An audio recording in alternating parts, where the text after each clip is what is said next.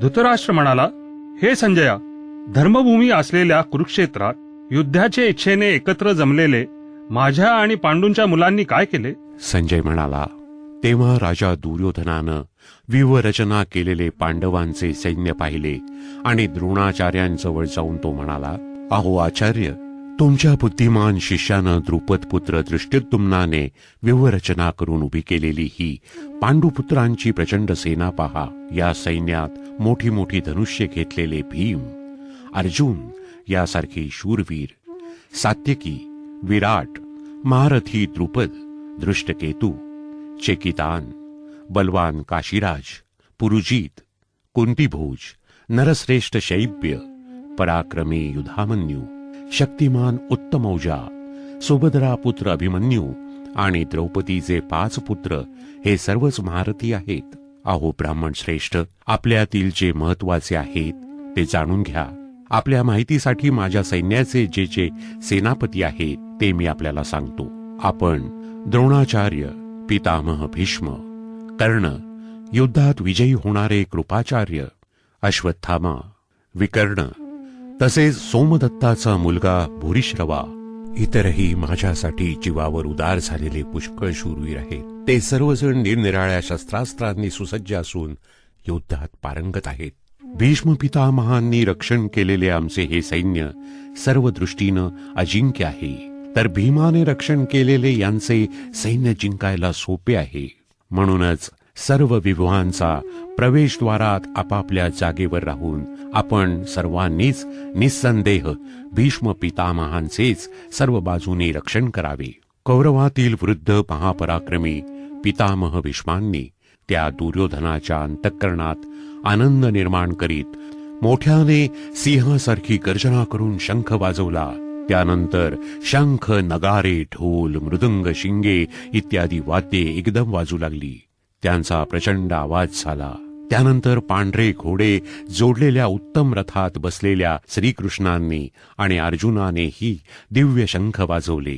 श्रीकृष्णांनी पांचजन्य नावाचा, अर्जुनाने देवदत्य नावाचा आणि भयानक कृत्ये करणाऱ्या भीमाने पौंड्र नावाचा शंख फुंकला.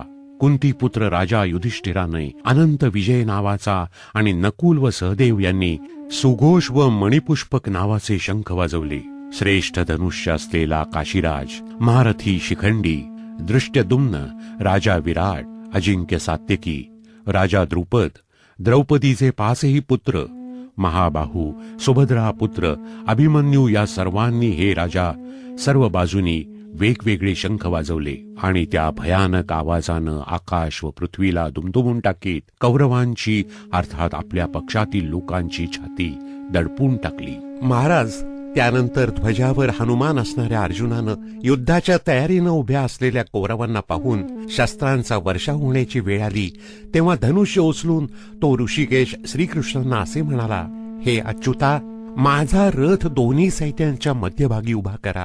मी रणभूमीवर युद्धाच्या इच्छेनं सज्ज झालेल्या या शत्रू पक्षाकडील योद्ध्यांना जोवर नीट पाहून घेईन की मला या युद्धाच्या उद्योगात कोणाकोणाशी लढणे योग्य आहे तोवर रथ उभा करा.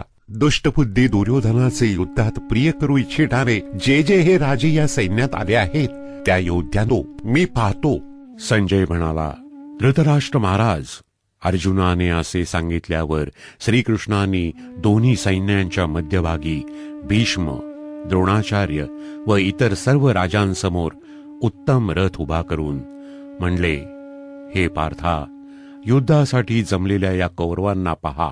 त्यानंतर कुंतीपुत्र अर्जुनानं त्या दोन्ही सैन्यांमध्ये असलेल्या काका, आजे पणजे, गुरु, मामा, भाऊ, मुलगे, नातू, मित्र, सासरे आणि हितचिंतक यांना पाहिले. तेथे असलेल्या त्या सर्व बांधवांना पाहून अत्यंत करुणेनं व्याप्त झालेला कुंतीपुत्र अर्जुन शोकाकुल होऊन असे म्हणाला, अर्जुन म्हणाला, हे कृष्णा, युद्धाच्या इच्छेनं रणांगणावर उभ्या असलेल्या या स्वजनांना पाहून माझे अवयव गळून जात आहे.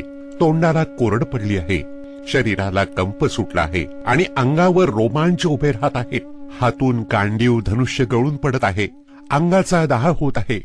तसेच माझे मन भ्रमिष्ठासारखे झाले आहे. त्यामुळे मी उभा देखील राहू शकत नाहीये. हे केशवा, मला विपरीत चिन्ह दिसले आहेत.